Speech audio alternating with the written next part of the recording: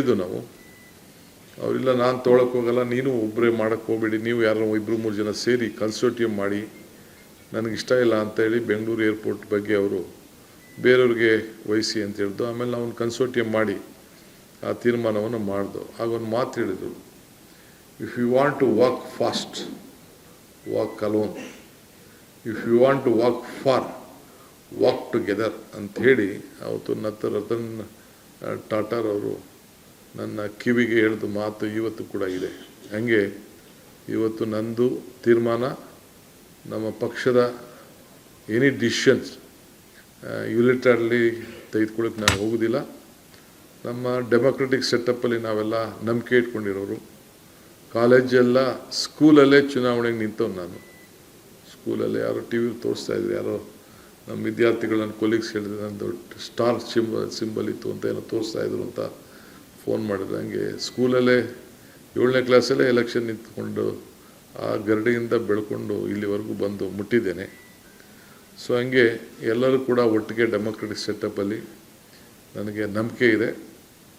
So ಎಲ್ಲರ collective decisions ಇವತ್ತೇನು ನಾವು 15 ಜನ 13-14 ಜನ ಇವತ್ತು ನಾವು ಸೇರಿದ್ದೇವೆ. ಇವತ್ತು cabinet all well experienced with all section of the society. So ಈ ಕ್ಯಾಬಿನೆಟೇ ನಿಮ್ಗೆ ಹೇಳ್ತದೆ, ಈ ನಾಡಿನ ಸರ್ವ ಜನಾಂಗದ ಶಾಂತಿಯ ತೋಟ ಏನು ಕುವೆಂಪುರವ್ರು ಹೇಳಿದ್ರು, ಆ ಕುವೆಂಪುರವ್ರು ಹೇಳಿದ್ದೇ ಈ ನಮ್ಮ ಕ್ಯಾಬಿನೆಟ್ನಲ್ಲಿ ಬಿಂಬಿಸ್ತಾ ಇದೆ ಅನ್ನೋದನ್ನು ತಾವೆಲ್ಲ ಕೂಡ ಕಾಣ್ತಾ ಇದ್ದೀರಿ. ಸೊ ಎಲ್ಲ ವರ್ಗದ ಅನುಭವದ ನಾಯಕರುಗಳ ಸಹಕಾರದಿಂದ ಈ ರಾಜ್ಯದಲ್ಲಿ ಒಂದು ಉತ್ತಮವಾದಂಥ ಒಂದು ಬಲಿಷ್ಠವಾದಂಥ ಒಂದು ನಾಯಕತ್ವವನ್ನು ಕೊಟ್ಟು, ಆಡಳಿತವನ್ನು ಕೊಟ್ಟು ಎಲ್ಲರೂ ಕೂಡ ತೆಗೆದುಕೊಂಡೋಗಿ, ನೀವು ಕೂಡ ಪ್ರಜಾಪ್ರಭುತ್ವ ವ್ಯವಸ್ಥೆಯಲ್ಲಿ ನಾವೇನು 4 ಪಿಲ್ಲರ್ಸ್ ಅಂತ ನಾವೇನು ಕರಿತೀವಿ, ಇದೊಂದೇ ದೇಶದಲ್ಲಿ ಜುಡಿಷರಿ ಮತ್ತು ನಮ್ಮ ಶಾಸಕಾಂಗ, ನ್ಯಾಯಾಂಗ ಶಾಸಕಾಂಗ ಒಂದು ನೋಡ್ತದೆ. ಇಲ್ಲೇ ಪಕ್ಕದಲ್ಲೇ ಕಾರ್ಯಾಂಗ ಕೃಷ್ಣ ಸಾಹೇಬರು ಕೂಡ ಪಕ್ಕದಲ್ಲಿ ಒಂದು ಹೊಸ ಸೌಧವನ್ನು, ವಿಕಾಸ ಸೌಧವನ್ನು ಕಟ್ಟಿಸಿದ್ದಾರೆ. ನೀವು ಕೂಡ ಮೀಡಿಯಾದವರು ಕೂಡ ಇಲ್ಲೇ ಪಕ್ಕದಲ್ಲೇ ಇದ್ದೀರಿ. ಸೊ ವಿತಿನ್ ಒಂದು 100-200 ಮೀಟ್ರಲ್ಲೇ ನಾವೆಲ್ಲ ಒಟ್ಟಿಗೆ ಇದ್ದೇವೆ. ಸೊ ಎಲ್ಲರೂ ಸೇರಿ ಒಟ್ಟಿಗೆ ಕೆಲಸ ಮಾಡಬೇಕು. ನೀವು ಕೂಡ ನಿಮ್ಮ ಮೇಲೆ ವಿಶ್ವಾಸ ಇದೆ, ನೀವು ಟೀಕೆ ಮಾಡಿ, ಬಟ್ ಸುಮ್ಮನೆ ಯಾವುದಾವುದೋ ವಿಚಾರನ ಗೊತ್ತಿಲ್ಲದೆ ಬರೀ ಸ್ಟೋರೀಸ್ನ ಹೊಸ್ದಾಗಿ ಕ್ರಿಯೇಟ್ ಮಾಡೋದು ಬೇಡ. ರಾಜಕೀಯದ ಸ್ಟೋರೀಸ್ ಅಲ್ಲಿ ಮಾಡೋದು ಬೇಡ. ನಾನು ತಪ್ಪು ಮಾಡಿಲ್ಲ, ನಮ್ಮ ಸರ್ಕಾರ ತಪ್ಪು ಮಾಡ್ತಾಯಿದೆ ಅಂತಂದರೆ yes, you are most welcome. ನಾನು ಯಾವತ್ತೂ ಕೂಡ ನಿಮ್ಮ ಮಾಧ್ಯಮದವ್ರಿಗೆ ನನ್ನ ಟೀಕೆ ಮಾಡಿದವ್ರನ್ನ ನಿಮ್ಮನ್ನ ಯಾರನ್ನೂ ನಾನು ಕ್ವಶನ್ ಮಾಡಲಿಲ್ಲ. ನಾನು ತಿದ್ದಕ್ಕೆ ಕೇಳ್ತಾ ಇದ್ದೀರಿ ಅಂದ್ಕೊಂಡು ನಾನು ಅದನ್ನು ತಿದ್ಕೊಳ್ಳಿಕ್ಕೆ ಪ್ರಯತ್ನವನ್ನು ಮಾಡಿದ್ದೇನೆ. ಸೊ ಹಂಗೆ I believe in you also, because ನಿಮ್ಮ ಮೇಲೆ ನೀವೇನು ಹೇಳ್ತೀರಿ, ನಿಮ್ಮ ಕಣ್ಣಲ್ಲೇನು, ನಿಮ್ಮ ಕ್ಯಾಮ್ರಾಗಳಲ್ಲಿ ಏನು ತೋರಿಸ್ತೀರಿ, ನಿಮ್ಮ ಟಿ ವಿಗಳಲ್ಲಿ ಏನು ತೋರಿಸ್ತೀರಿ, ನಿಮ್ಮ ಬರವಣಿಗೆಗಳಲ್ಲಿ ತೋರಿಸ್ತೀರಿ, ಅದ್ರ ಬಗ್ಗೆ ಹೆಚ್ಚಿಗೆ ಜನ ಇವತ್ತು ನಂಬ್ಕೊಂಡಿದ್ದಾರೆ. ಸೊ ಅದಕ್ಕೆ ನೀವು ಕೂಡ ನನ್ನ ವಿಶ್ವಾಸಕ್ಕೋಸ್ಕರ ನೀವು ಮಾಡಬೇಕಾದ ಅವಶ್ಯಕತೆ ಇಲ್ಲ, ನಮ್ಮ ಸರ್ಕಾರಕ್ಕೆ ಮಾಡಬೇಕಾದಂಥ ಅವಶ್ಯಕತೆ ಇಲ್ಲ. ನಿಮ್ಮ ಆತ್ಮಸಾಕ್ಷಿ ಕೂಡ ನೀವು ತೆಗೆದುಕೊಳ್ಳೋಂಥ ನಿಮ್ಮ ಬರವಣಿಗೆ, ನೀವು ತೋರಿಸೋಂಥದ್ದು, ನೀವು ಏನೇನು ಸ್ಟೋರಿಗಳನ್ನು ಬಿಂಬಿಸ್ತೀರಿ, ಅದು ನಿಮ್ಮ ಕಾನ್ಫಿಡೆನ್ಸ್ಗೂ ಕೂಡ, ನಿಮ್ಮ ಸೆಲ್ಫ್ ಕಾನ್ಫಿಡೆನ್ಸು ಇರಬೇಕು, ನಿಮ್ಮ ಆತ್ಮಸಾಕ್ಷಿಗೆ ಒಪ್ಪಬೇಕು. ಆ ರೀತಿ ತಾವೆಲ್ಲ ಸೇರಿ ಮಾಡಬೇಕು ಅಂಥೇಳಿ ತಮ್ಮೆಲ್ಲರೂ ಕೂಡ ಪ್ರಾರ್ಥನೆ ಮಾಡ್ತೀನಿ. ಸೊ ಎಲ್ಲ ಜಾತಿ, ಎಲ್ಲ ವರ್ಗದ ಜನರ ಸಹಬಾಳ್ವದಲ್ಲಿ ತೆಗೆದುಕೊಂಡು ಹೋಗ್ಲಿಕ್ಕೆ ಅದ್ರ ಮೇಲೆ ನಂಬಿಕೆ ಇರೋನು. ನನಗೆ ಜಾತಿ ಮೇಲೆ ನಂಬಿಕೆ ಇಲ್ಲ. ಜಾತಿ ಬೆಲೆ, ಧರ್ಮದ ಬೆಲೆ, ನಮ್ಮದೇ ಆದಂಥ ವಿಚಾರಧಾರೆಗಳಿರ್ಬೋದು, ಆದರೆ ನನಗೆ ಮಾನವಕ್ಕೆ ನಮ್ಮದೇ ಆದಂಥ ಸಿದ್ಧಾಂತ ಇದೆ, ಮಾನವೀಯತೆ, ಹ್ಯುಮ್ಯಾನಿಟಿ.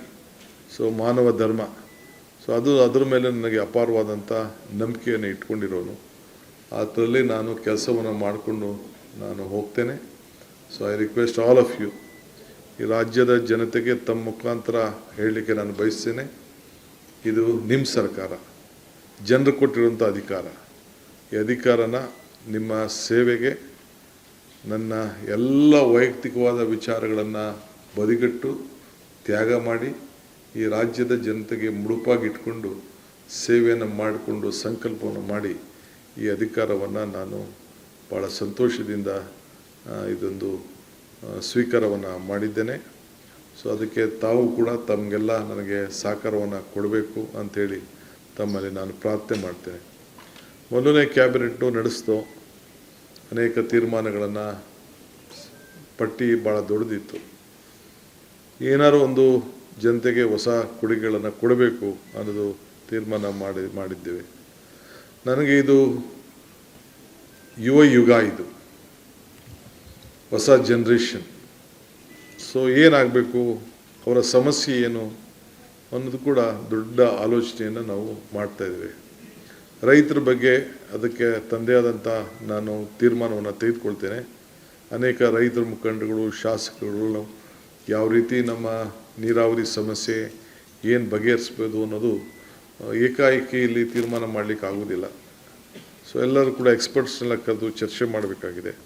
ಏನಾದ್ರು ಒಂದು ಮಾತು ಕೊಟ್ಟರೆ ಮಾತನ್ನು ಉಳಿಸ್ಕೊಳ್ಬೇಕಾಗ್ತದೆ.